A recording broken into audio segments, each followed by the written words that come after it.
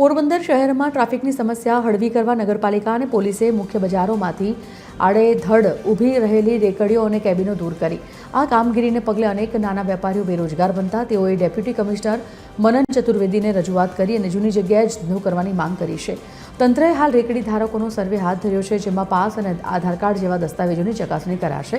આ તકે ડેપ્યુટી કમિશનરે જણાવ્યું કે સર્વે બાદ વ્યવસાય મુજબ વૈકલ્પિક વ્યવસ્થા અને જગ્યા નક્કી કરીને યોગ્ય ફાળવણી કરાશે.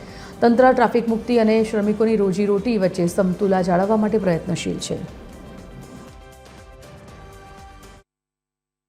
છેલ્લા 15 દિવસ પહેલા આવ્યા હતા સાહેબ આગળ રજૂઆત લઈને રેકડી રાખવા માટે. સાહેબ રેકડી રાખવા નથી દેતા. નગરપાલિકા વાળા પોલીસ વાળા આવીને ઉપાડી જાય છે. 15 દિવસ પહેલા આવ્યા હતા સાહેબ, એમ કીધું તો અમે સોમવારે 6 વાગે જવાબ આપશું. હજી કોઈ જાતનો કોઈ જવાબ આવ્યો નથી સાહેબ તરફથી.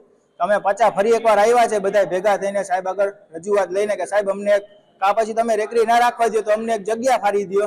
હાલમાં કોર્પોરેશન દ્વારા સ્ટ્રીટ વેન્ડર્સ છે એમના સર્વેની કામગીરી ચાલુ છે.